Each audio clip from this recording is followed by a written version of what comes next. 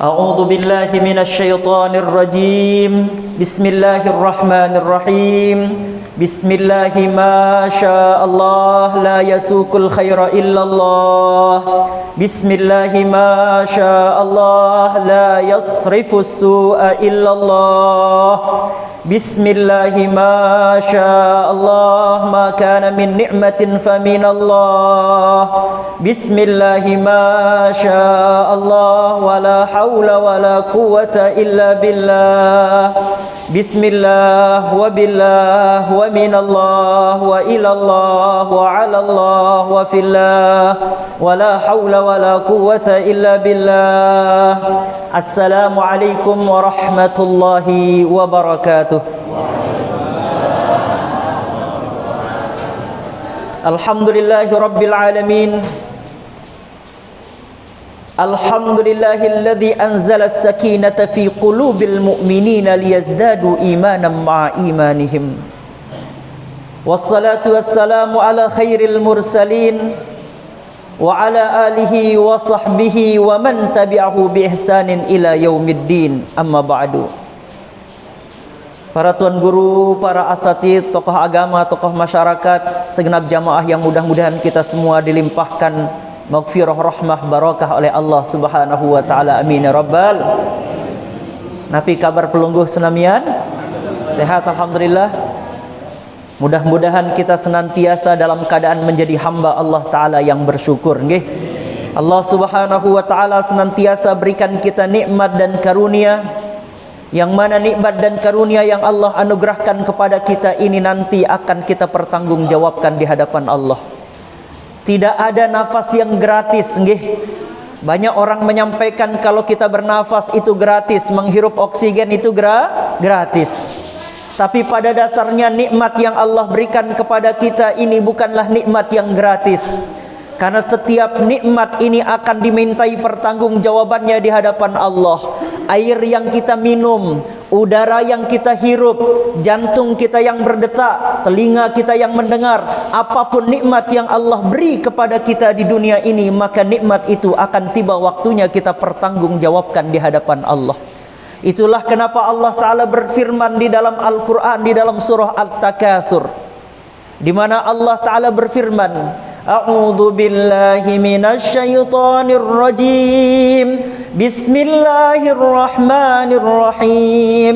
Alhaakumut takatsur hatta zurtumul maqabir. Kalla sawfa ta'lamun thumma kalla sawfa ta'lamun. Kalla law ta'lamuna 'ilmal yaqin latarawunnal jahim thumma latarawunnaha 'ainal yaqin. Yang terakhir,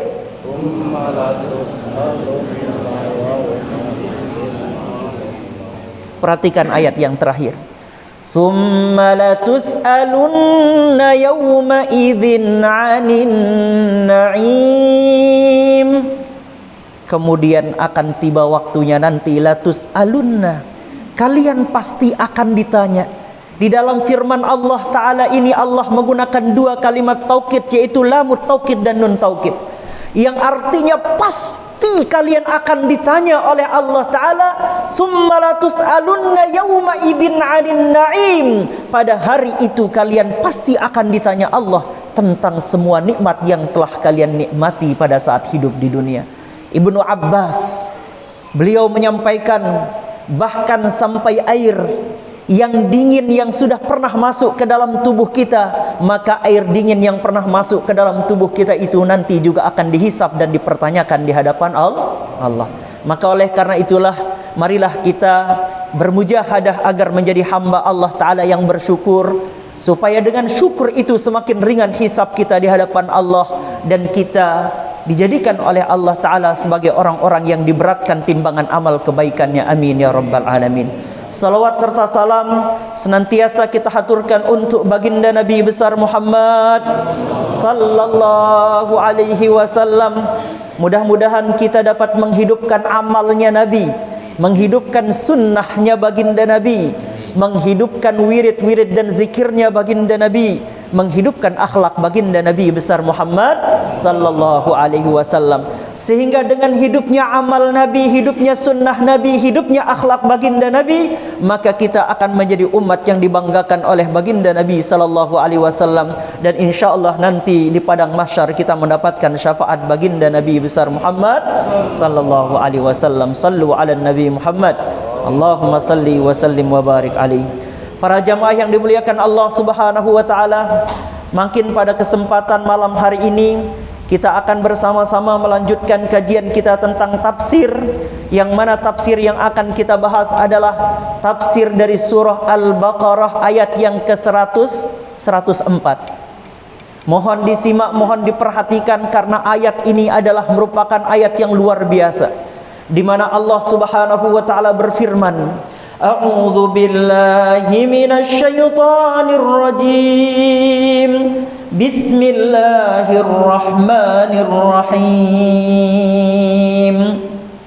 Ya ayyuhalladzina amanu la taqulu ra'ina wa qulu unzurna wasma'u walil kafirina 'adzabun alim. Perhatikan surah Al-Baqarah ayat 104, di mana Allah Ta'ala memulai dengan berfirman, menyebutkan ya ayyuhalladzina amanu, hai orang-orang yang beriman, la taqulu ra'ina, janganlah kalian mengatakan kepada baginda Nabi sallallahu alaihi wasallam ra'ina. Wa qulu unzurna wasma'u, lebih baik kalian ucapkan kepada baginda Nabi sallallahu alaihi wasallam unzurna wasma'u, lihatlah kami dan dengarkanlah kami wahai baginda Nabi. Walil kafirina adzabun alim, dan bagi orang kafir itu Allah telah siapkan azab yang sangat pedih.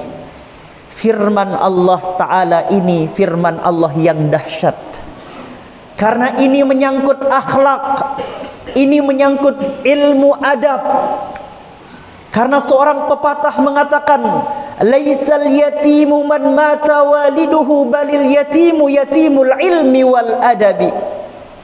Orang yang yatim itu bukanlah orang yang meninggal orang tuanya, tapi orang yang yatim itu pada hakikatnya adalah orang yang telah ditinggalkan oleh ilmu dan adab. Orang yang tidak punya ilmu dan tidak punya adab, itulah orang yang yatim dalam kehidupan dunia ini pada hakikatnya.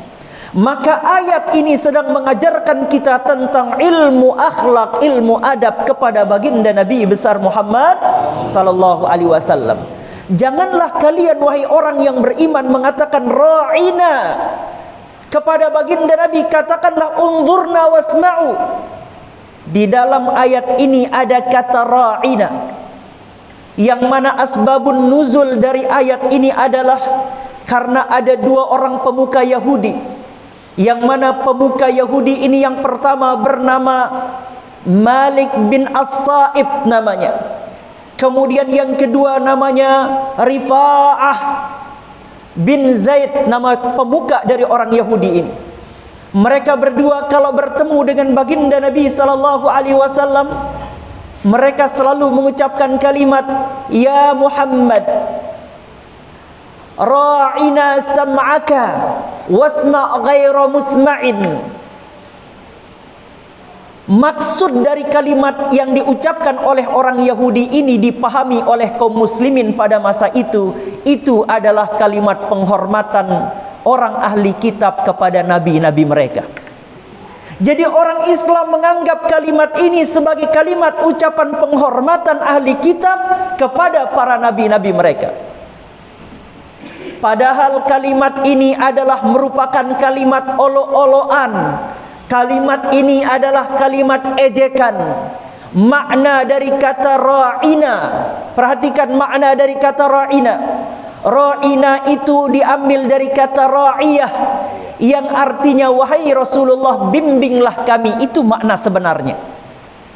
Tapi yang dimaksudkan oleh orang Yahudi pada waktu itu adalah bukan itu. Yang mereka inginkan adalah ra'ina yang berarti Ra'unah, wahai Muhammad, engkau adalah orang yang paling bodoh. Karena kata-kata ini memiliki makna yang ambigu, memiliki makna yang luas.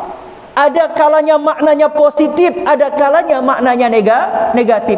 Seperti pelungguh bilang sila, lalu pelungguh rubah sedikit saja menjadi sela. Berubah artinya?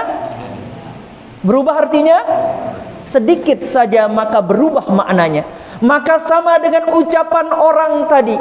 Orang Yahudi tadi mengucapkan ra'ina, ra'ina sam'aka wasma' ghairu musma'in. Yang dipahami oleh kaum muslimin adalah, wahai Rasulullah, bimbing kami, dengarkan keluh kesah kami wahai Nabi Muhammad. Ternyata yang dimau oleh orang Yahudi itu bukan itu, yang dimau adalah ra'ina, wahai Muhammad, engkau adalah orang yang bodoh. Maka umat Islam kemudian mengikuti orang Yahudi tadi. Karena orang Yahudi tadi, ahli kitab tadi, mengucapkan itu kepada Nabi Muhammad, difikirnya oleh umat Islam itu adalah ucapan untuk menghormati para nabi-nabi mereka. Maka ada dari golongan umat Islam yang mengucapkan kalimat yang sama kepada baginda Nabi. Maka Allah turunkan firman ini, ya ayyuhalladzina amanu la taqulu ra'ina wa qulu ndurna wasma'u walil kafirina adzabun alim. Hei orang yang beriman, jangan kamu ikuti orang-orang non-muslim itu. Jangan kamu ikuti mereka, karena mereka mengucapkan itu bukan untuk menginginkan kebaikan, tapi ada niat terselubung di dalam apa yang mereka ucapkan itu. Oleh karena itulah kadang-kadang di zaman itu orang non-muslim termasuk orang Yahudi kalau jumpa dengan baginda Nabi sallallahu alaihi wasallam, mereka mengucapkan assalamu alaikum. Mereka tidak mengucapkan assalamu alaikum. Yang mereka ucapkan kepada baginda Nabi assalamu alaikum, kedengaran di telinga orang awam seolah-olah itu adalah assalamu alaikum. Tapi yang mereka ucapkan assalamu alaikum beda artinya. Assalamu alaikum artinya kehancuran dan kebinasaan untukmu wahai Muhammad. Maka baginda Nabi kalau mendengarkan orang Yahudi mengucapkan salam dengan salam itu, baginda Nabi menjawab alaikum, kebinasaan dan kehancuran itu untuk kalian. Maka orang Islam diperintahkan oleh Allah Ta'ala untuk tidak meniru ucapan, untuk tidak meniru perbuatan, untuk tidak meniru syiar-syiarnya orang-orang yang telah menghinakan baginda Nabi Sallallahu Alaihi Wasallam. Maka Allah Ta'ala ganti kata-kata itu, wa qulu unzurna wasma'u. Lebih baik kalian wahai orang yang beriman mengatakan unzurna, ya Rasulullah, perhatikan keadaan kami, wasma'u, dan dengarkanlah kami. Jadi diminta untuk mengucapkan bukan kata ra'ina tapi unzurna, lihatlah keadaan kami, perhatikan kami, bimbing kami ya Rasulullah. Karena kata ra'ina itu mengandung dua makna, kadang baik kadang buruk, dan dipelesetkan oleh orang-orang non-muslim untuk menjadikan maknanya adalah makna yang buruk. Maka orang Islam diperintah oleh Allah Ta'ala untuk menyelisihi orang-orang non-muslim dalam segala sesuatu yang terkait syiar-syiar mereka. Allah Ta'ala tidak ingin orang beriman meniru orang kafir dari sisi tutur kata mereka. Allah melalui ayat ini tidak ingin orang Islam meniru orang kafir dari cara berpakaian mereka. Allah Ta'ala tidak ingin orang Islam meniru orang kafir dalam semua aspek kehidupan mereka. Oleh karena itulah pelungguh perhatikan anak-anak muda kita sekarang, sudah mulai mereka bertutur kata yang tidak mereka sadari dengan ucapan-ucapan yang sama dengan kata ra'ina. Ada sekarang lagi ngetren orang-orang mengucapkan slebeu. Paham pelungguh artinya? Ngerti apa arti slebeu? Coba nanti pelungguh cari, browsing apa arti dari slebeu yang diucapkan oleh anak-anak muda sekarang. Itu adalah ucapan yang hampir sama dengan kata ra'ina, tidak berpihak pada umat Islam, tapi itu adalah ucapan-ucapan yang mengandung nilai-nilai negatif. Sekarang anak-anak muda yang gaul katanya sudah mulai ngomong anjir katanya. Ada juga yang bilang anjay katanya. Ya enggak? Benar enggak? Sebenarnya itu diplesetkan, mohon maaf dari kata anjing.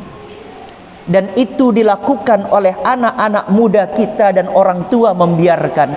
Maka ayat ini ya ayyuhalladzina amanu la taqulu ra'ina, secara umum maknanya adalah wahai orang-orang yang beriman, jangan ikuti orang-orang non-muslim dalam mengucapkan ucapan itu mengandung penghinaan terhadap Rasul dan agama kalian.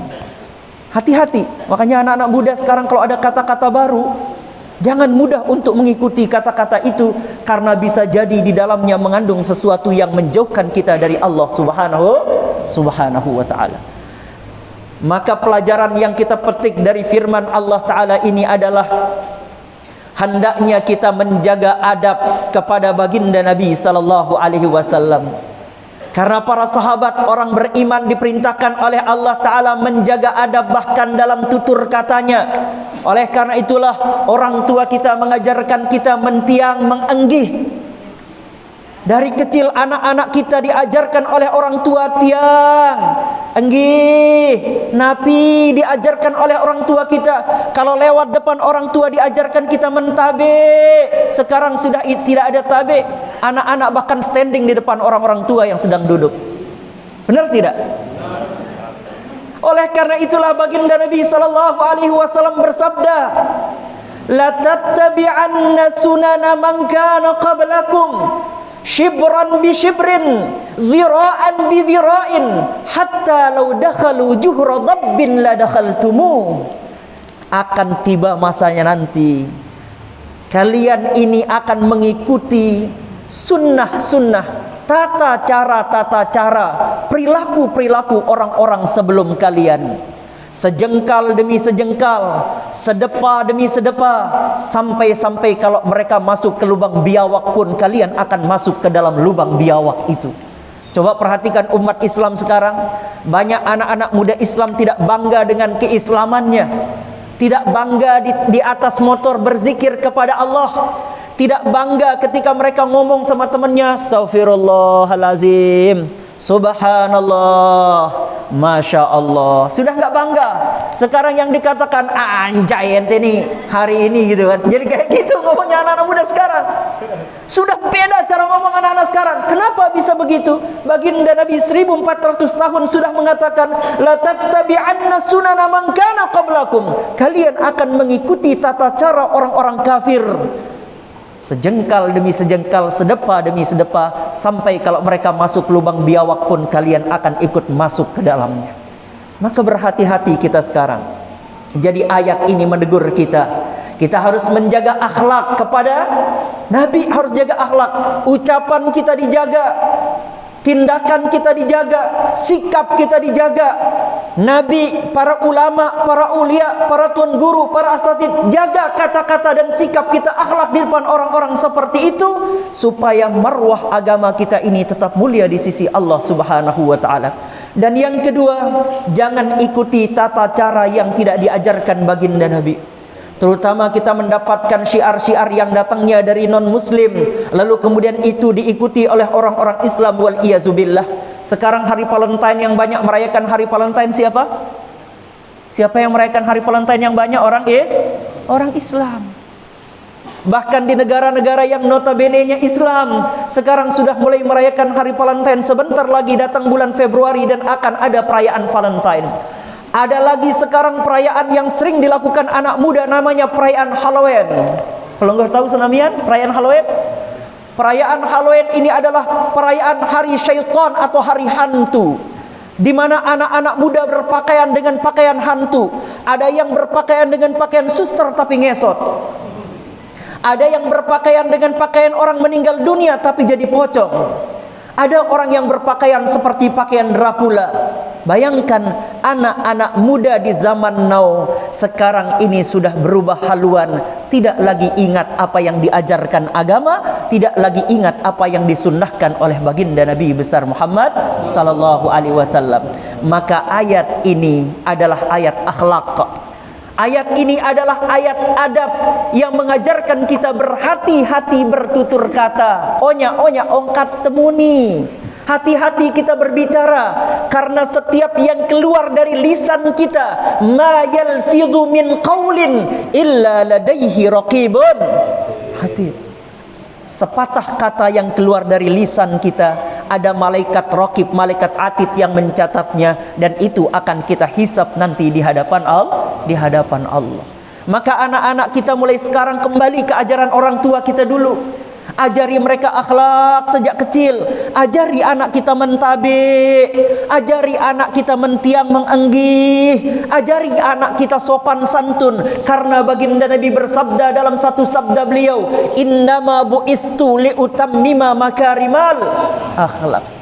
Sesungguhnya aku diutus oleh Allah Ta'ala untuk menyempurnakan akhlak yang mulia. Maka Islam ini adalah agama akhlak. Islam ini adalah agama adab. Baginda Nabi SAW sejak beliau dilahirkan sampai sebelum beliau diutus menjadi Rasul, beliau banyak berdakwah, mendakwahkan akhlak, sehingga baginda Nabi mendapatkan gelar Al-Amin. Baginda Nabi mendapatkan gelar sebagai orang yang dapat dipercaya di tengah-tengah masyarakat. Karena baginda Nabi menjaga akhlaknya, maka Islam ini adalah agama akhlak.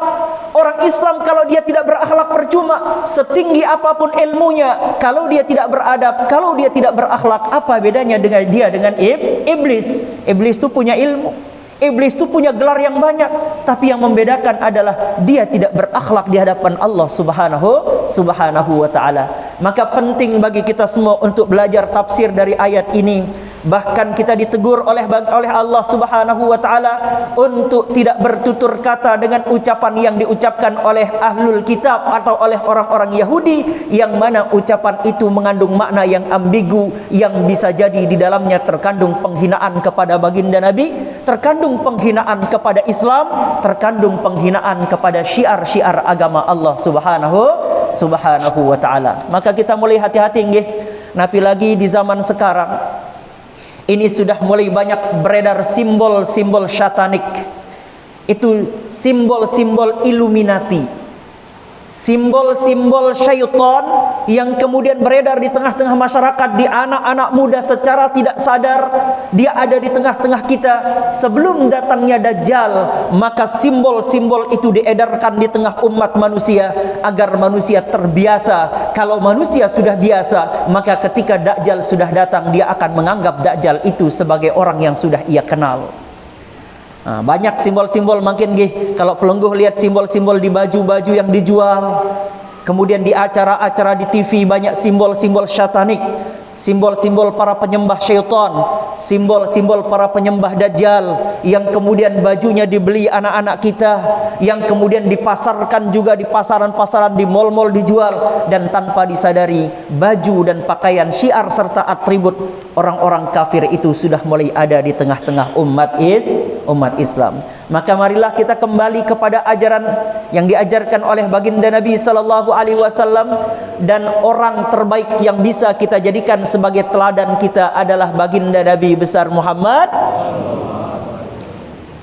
Baginda Nabi, karena tidak ada yang lebih hebat di dunia ini, makhluk ciptaan Allah Ta'ala selain baginda Nabi sallallahu alaihi wasallam. Kalau anak-anak kita mengidolakan Superman itu adalah tokoh hayalan. Ia adalah tokoh fantasi yang tidak ada dalam kehidupan nyata.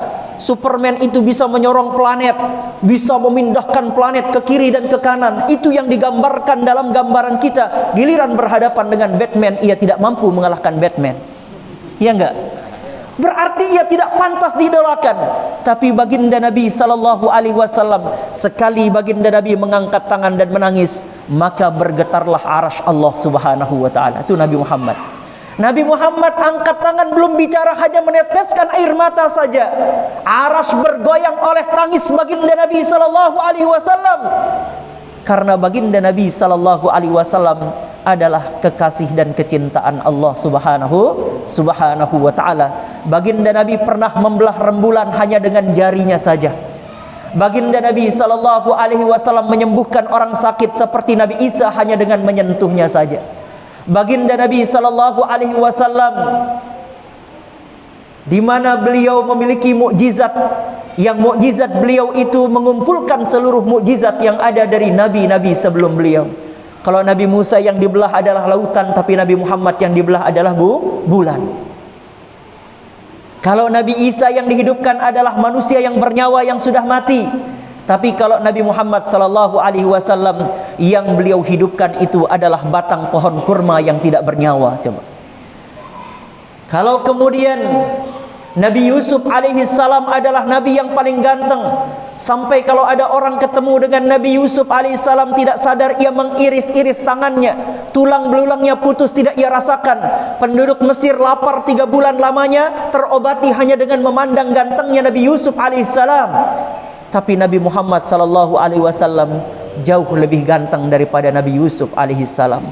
Andai hijab Nabi Muhammad dibuka oleh Allah Ta'ala sejak Nabi Muhammad di dunia, kalau Nabi Yusuf 10 hijabnya diangkat Allah, tapi kalau Nabi Muhammad 1 hijabnya yang diangkat, 9 akan Allah angkat nanti saat kita berjumpa beliau di dalam surga.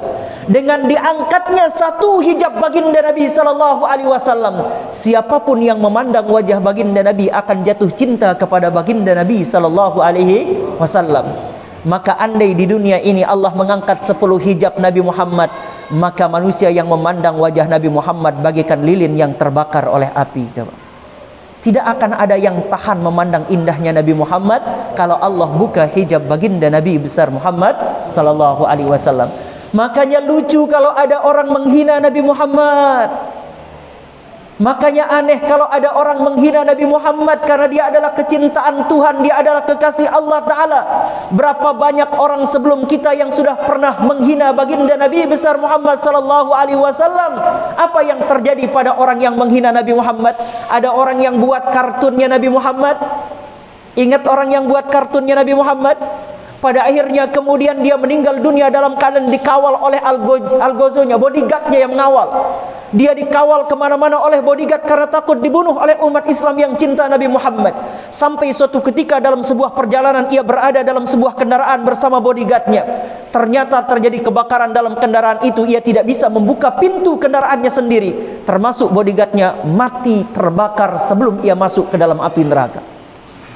Itu siksaan yang Allah Ta'ala berikan bagi orang-orang yang menghina Nabi Muhammad. Lihat Abu Lahab. Abu Lahab dia meninggal dunia dalam keadaan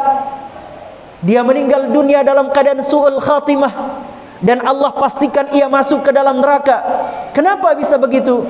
Karena selama ia hidup ia menjadi pembenci baginda Nabi besar Muhammad sallallahu alaihi wasallam.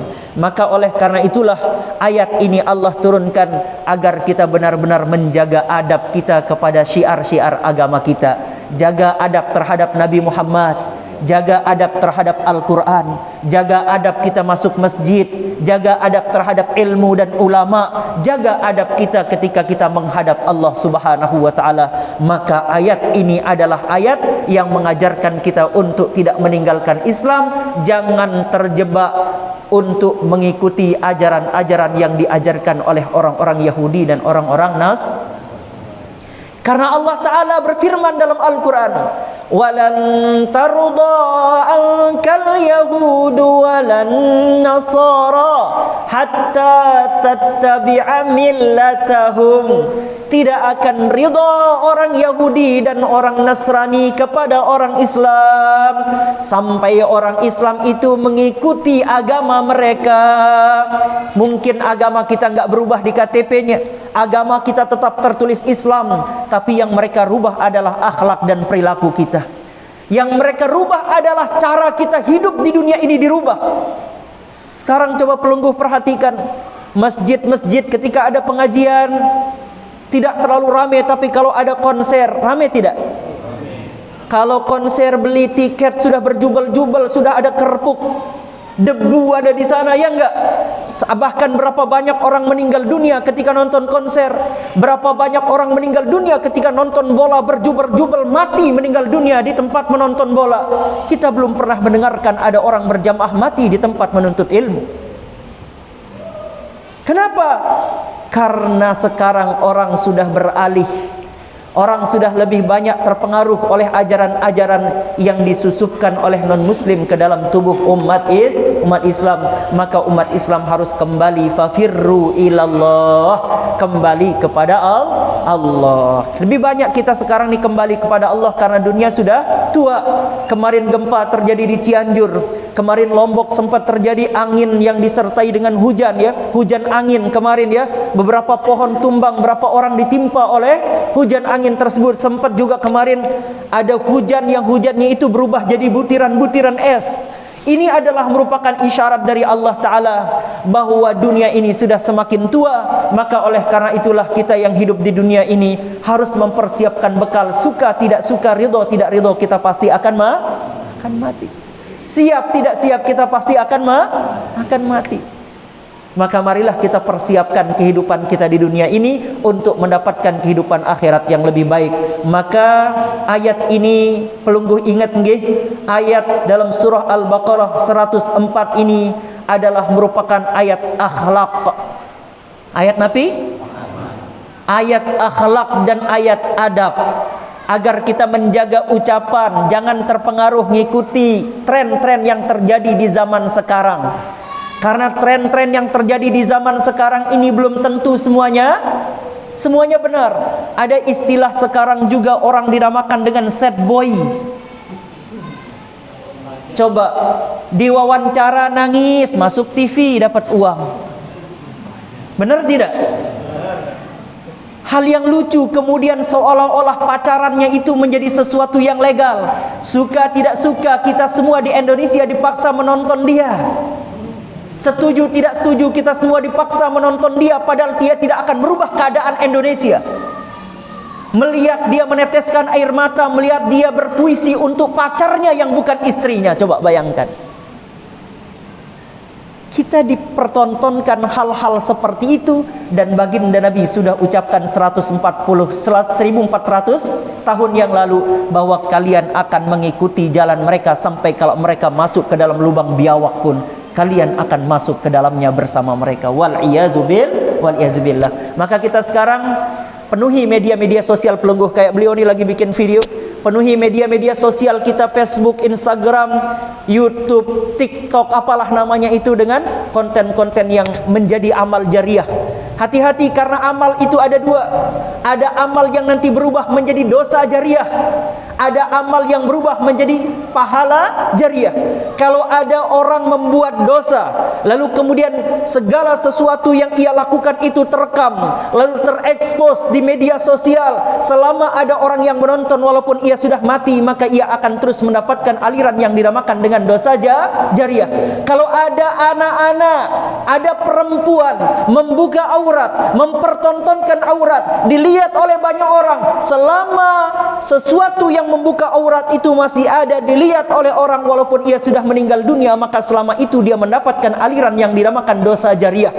Walaupun ia bertaubat kepada Allah, ia akan terus mendapatkan dosa jariah. Kenapa? Karena akibat ia sudah merusak manusia dengan apa yang ia pertontonkan itu. Tapi kalau ada orang, dia beramal soleh, dia ngaji, dia dakwah, kemudian ada orang lain dapat hidayah, ada orang senang dengerin bacaan dia ngaji, jadi banyak orang kemudian mau ngaji, banyak orang jadinya mendengarkan dakwah dia, maka mengalirlah yang dinamakan pahala jariah. Kalau orang itu meninggal dunia, walaupun dia sudah meninggal dunia, maka selama dakwah dia ditonton, dilihat, didengarkan, diamalkan orang lain, selama itu ia akan mendapatkan pahala jariah. Maka berhati-hati kita hidup di dunia ini kenggih, supaya kemudian kita diselamatkan Allah fid dunya wal akhirah. Amin ya rabbal alamin. Dan pesan terakhir di dalam ayat niki adalah walil kafirina azabun alim.